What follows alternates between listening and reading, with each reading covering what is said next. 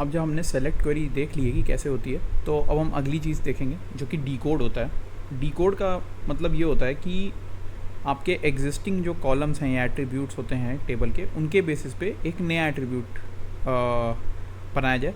Actually एक ज़रूरी नहीं कि सिर्फ एक ही कॉलम से हो, दो कॉलम से भी बन सकता है। तो यहाँ पे हम एकदम सिंपल कर रहे हैं। तो जो हमारा टीचर वाला टेबल है, जिसमें हमने दिया हुआ है कि हर स्टूडेंट को किस टीचर ने पढ़ाया, उसका हमें टीचर का नंबर पता है कि फॉर एग्जांपल टीचर नंबर 1 या 2, और हमें ये पता है कि टीचर 1 का नाम इफ़ एग्जांपल KLM है और टीचर 2 का नाम OPQ है। तो हमें एक दूसरा टेबल बनाना है जिसमें कि टीचर का नाम भी इसमें ज्वाइन हो जाए। तो बेसिकली टॉट बाय को अगर 1 किया तो उसकी KLM आ गया, टॉट बाय 2 है तो उसकी OPQ आ जाना चाहिए। आप देख सकते हैं हर जगह यही हुआ है। तो इसको डीकोड कहते हैं कि एक के बेसिस पे हमने दूसरा एक क्रिएट कर लिया एट्रीब्यूट, एक एट्रीब्यूट के बेसिस पे। जहाँ पे ये 1 है वहाँ KLM है, जहाँ पे 2 है OPQ है। एक्चुअली ये आप 2 एट्रीब्यूट पे भी कर सकते हो, 3 एट्रीब्यूट पे भी कर सकते हो, ऐसे करके। तो इसका पांडास में एक्सप्लेनेशन काफ़ी सिंपल है, काफ़ी आराम से हो जाता है, पर सीक्वल में डक से सपोर्ट नहीं करता है। एक्चुअली कुछ सीक्वल टेबल सपोर्ट करते भी हैं, पर ये काफ़ी कॉम्प्लिकेटेड क्वेरी होती है। तो मैं आपको एक बार एग्जांपल बता दूंगा कि कैसे करता है, बट डक में नहीं चलेगा। और दूसरी बात, अब आप सीक्वल की कुछ लिमिटेशंस भी देखेंगे। अब तक आप देख रहे होंगे जैसे सेलेक्ट क्वेरी था, तो सेलेक्ट क्वेरी में सीक्वल जो था वो काफ़ी ज़्यादा आसान लग रहा था एज़ कम्पेयर टू पांडास। तो यहाँ पे आप देखेंगे कि क्योंकि सिंपल इंग्लिश जैसा सिंटैक्स बनाने के चक्कर में सीक्वल जो है कुछ काम को जहाँ बहुत आसान कर देता है, कुछ काम उसमें करने बहुत मुश्किल होते हैं। तो अगर आप डिकोड क्वेरी लिखेंगे भी तो दूसरे टेबल से मिलाना काफ़ी मुश्किल है, या फिर वो क्वेरी भी लिखना काफ़ी अजीब होता है।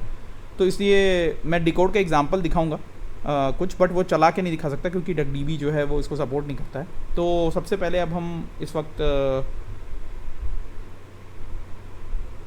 पांडास में डीकोड का एग्जांपल देखते हैं। तो अब हम इसमें एक नया सेल ऐड कर लेते हैं और इस सेल में हम ये काम करेंगे। तो सबसे पहले हमें ये करना पड़ेगा कि टॉट बाय वाला जो शीट है वो हमें ऐड करना पड़ेगा। अभी तक हमने वो ऐड नहीं किया है। तो सबसे पहले हम ये से जैसे कि इसका नाम हम रखते हैं टीचर्स डेटा फ्रेम, और इसको हम रीड एक्सेल का इस्तेमाल करके फाइल में से रीड करेंगे। तो इसका नाम आपको पता ही है कि स्टूडेंट्स डॉट XLSX है, बट शीट नेम इस बार चेंज हो जाएगा और वो आपकी एक्सेल में जो दूसरी शीट है उसके हिसाब से हो जाएगा। हम देख लेते हैं उसका क्या नाम है जिसमें टीचर्स का डेटा सेव्ड है। तो इस शीट को खोलते हैं।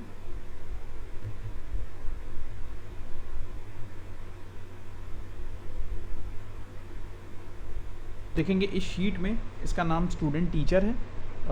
इस शीट का नाम स्टूडेंट टीचर है जिसमें टीचर का डेटा सेव्ड है, तो हम वहाँ पे स्टूडेंट टीचर भर देंगे।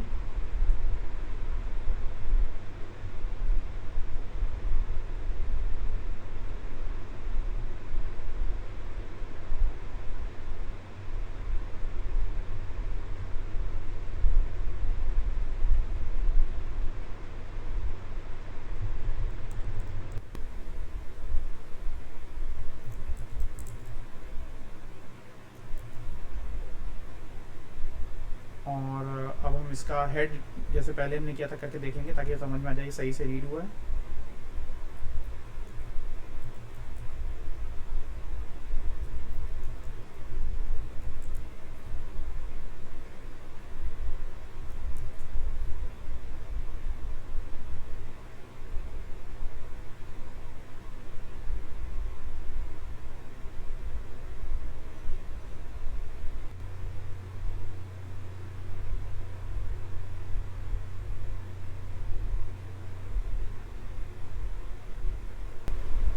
तो अब देखेंगे यहाँ एरर आ गया।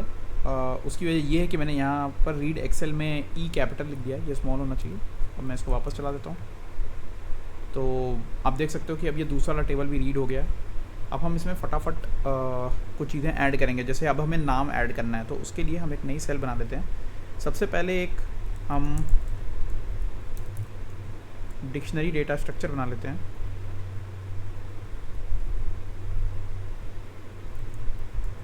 जिसमें हम नाम के अकॉर्डिंग डिक्शनरी में, नंबर के अकॉर्डिंग डिक्शनरी में नाम सेव कर लेते हैं। जैसे पहले का नाम हमने KLM रखना है, दूसरे का नाम हमें OPQ रखना है टीचर का, तो KLM है इनका नाम OPQ है। तो ये हो गया। और दूसरा एक सिंपल फंक्शन बना लेते हैं, जैसे कि इसका नाम है गेट टीचर नेम, और इसमें आप टीचर नंबर फॉर एग्जांपल पास कर दें। और ये क्या करता है कि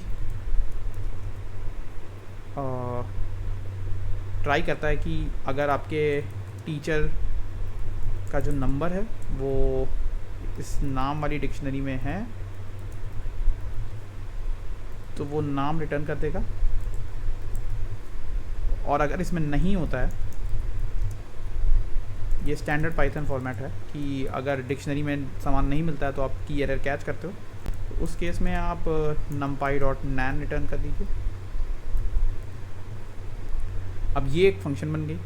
अब हमारा अगला काम है इस फंक्शन को यूज़ करना। तो सबसे पहले हम एक टीचर का जो डेटा फ्रेम है उसमें से उनके टॉट बाय वाले कॉलम को सेलेक्ट करेंगे, क्योंकि उसी में टीचर का नंबर है, और उसके ऊपर हम ये गेट टीचर नेम फंक्शन लगाएंगे ताकि हमें एक नया कॉलम मिल सके।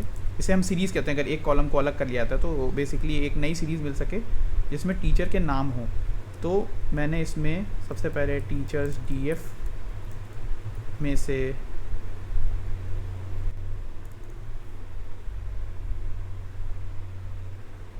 टॉट बाय को सेलेक्ट कर लिया,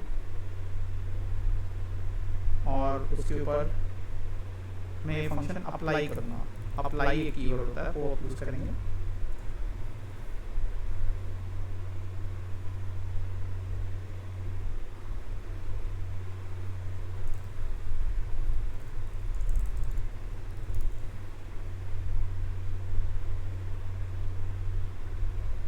ब्रैकेट आगे छोड़े।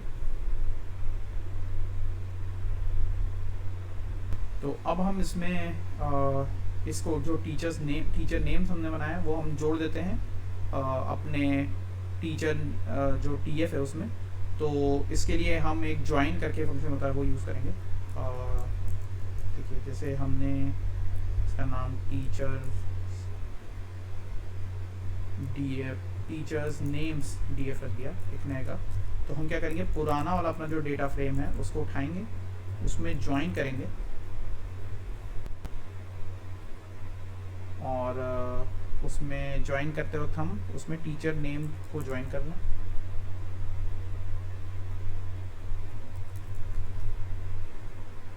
ध्यान रखिएगा ये केवल इसलिए चला है क्योंकि टीचर्स नेम में एग्जैक्टली उतनी ही रोज़ हैं जितनी रोज़ आपके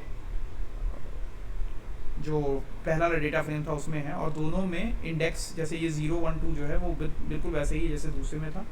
तो इसी वजह से ये ज्वाइन हो पा रहा है। इसमें एक और चीज़ है, जैसे टॉट बाय जो है वो यहाँ पे भी एक कॉलम है। जो आपने एक सिंपल कॉलम रखा है उसका भी मैपिंग होने के बाद जो टीचर नेम्स है उसमें भी टॉट बाय आ रहा है। तो ये टॉट बाय सीधा नाम अगर रखेंगे तो मेन टेबल के टॉट बाय को क्या करना है, उसके ऊपर रिप्लेस करना है या उसको जो है रीनेम करना है, ये चीज़ पांडास को नहीं पता होता। तो हम उसमें ये बोलते हैं कि आप जो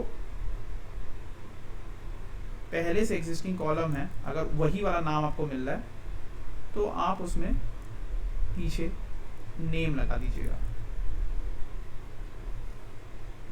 और ये करने के बाद हम इसे प्रिंट कर लेंगे।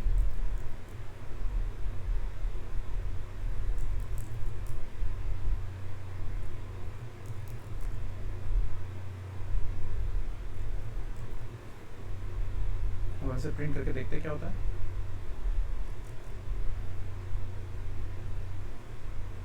तो आप देख सकते हैं कि अब टीचर वाला जो कॉलम है तो यहाँ ऐड हो गया टीचर के नाम वाला,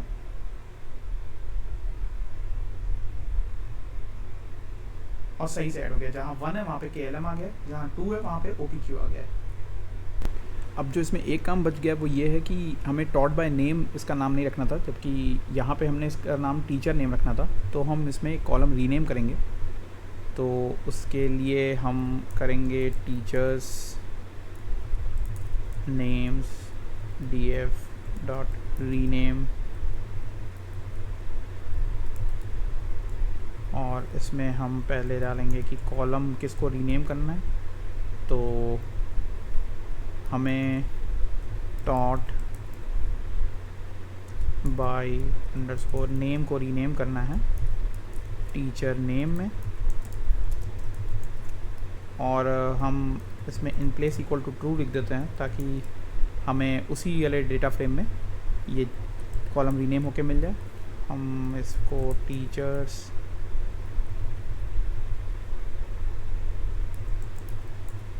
नेम df को प्रिंट कर देते हैं उसके बाद वापस, और देख लेते हैं कैसा चला। यहाँ हमने कॉलम की स्पेलिंग गलत लिख दी है, MNS होता है। वापस चलाया और टीचर्स नेम्स df है, और ऊपर जो हमने किया है, और यहाँ पे देखते हैं क्या गलती है, टीचर्स नेम्स। ओके, यहाँ मैंने टीचर नेम लिख दिया है, ये टीचर्स नेम्स df है, अब चलेगा। तो देखिए अब हमने इसको उसी फॉर्मेट में रीनेम करके कर दिया जो सा चाहिए था, फाइनल आउटपुट आ गया। इसमें मेन जो कि सबसे ध्यान रखने वाली बात थी कि हमने डिकोड करने के लिए ये अप्लाई फंक्शन यूज़ किया था, जो कि इसका एक कॉलम निकालता है, उसके ऊपर अप्लाई करता है ये चेंजेस। अगर आप यहाँ पे एक से ज़्यादा कॉलम भी सेलेक्ट करते हो तो भी भेज सकते हो, और दोनों पे भी अप्लाई कर सकते हो। ये अप्लाई जो है वो डिकोड ऑपरेशन करता है।